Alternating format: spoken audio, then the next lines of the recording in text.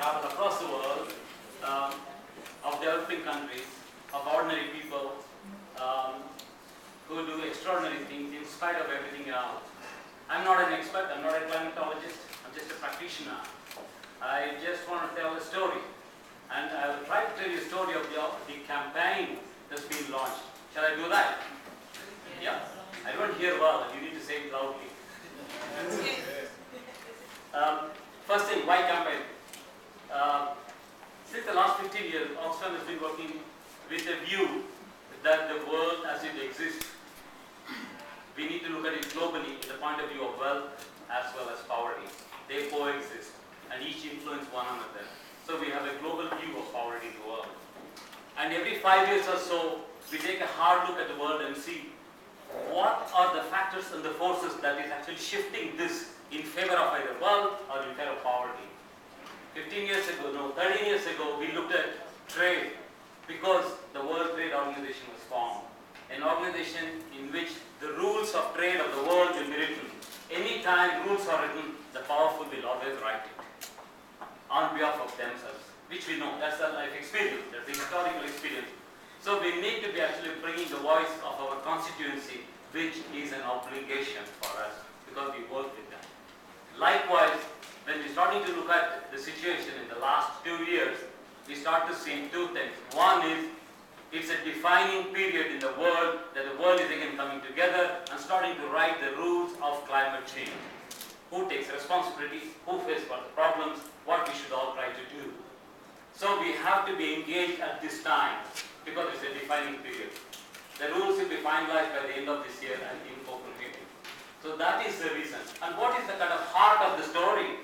We need to reduce the impact of climate change on the lives of the poor women and men who are vulnerable to climate change through greater support to their adaptation and a fair deal on mitigation. That is at the heart of the matter. Oxfam is not interested in climate change as a science because there are enough people doing science on it. They're interested only because the people with whom we work are being fundamentally, profoundly hard hit, as Alistair, my colleague and friend said, first and the hardest hit. You know that. I don't have to say more about it. So the urgency is here and now. I hope you feel that. I just want to say 1 second out of this and say, take a look at the 4 or 5 things that is stuck there. 40 of your civil society organization today morning went through a process and I asked them to write the headlines for tomorrow in the newspaper. That's what they wrote. Mostly sad stories. Mostly stories of anguish.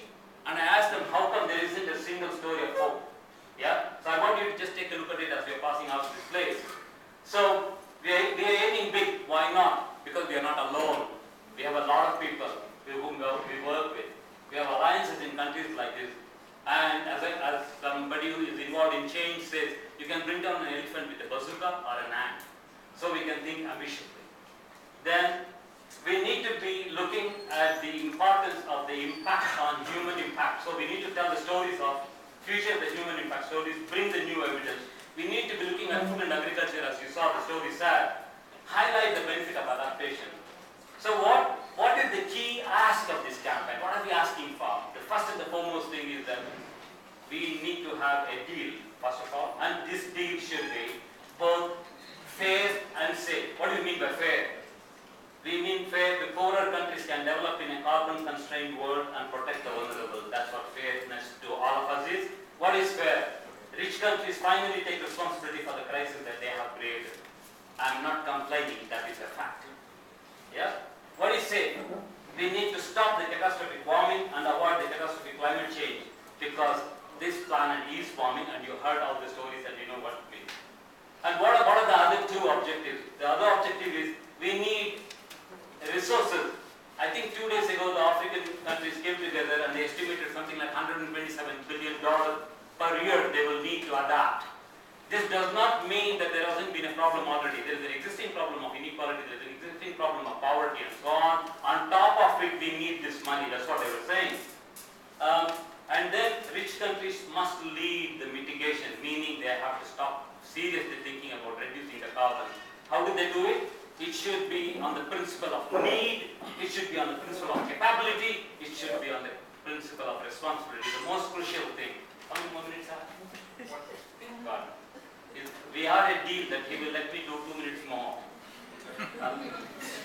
Then we need to ensure there is a political will. This is where we all come from. Each of us has got to raise our voice, and we need to bring voices in such a way it will shift the very nature of the political discourse in the world, not just in Uganda, but everywhere else. So we need to be also talking about human impacts. As we said, we'll be doing a report on it. We need to talk about effort sharing and research. And we need to keep on hammering the fact that time is running out. So the overall campaign is linked to a global climate change alliance, and the feel of that is we keep on putting the clock ticking, tick, tick, tick, tick. Remember that the clock is ticking. The time is running out as we are talking. Another way for us, in an important way to bring voice, is to bring to a number of local to national to global hearing from people telling about what's the problem. As Constance so beautifully did today, we need to bring those testimony. We need to highlight that. We need to hammer it out in the world.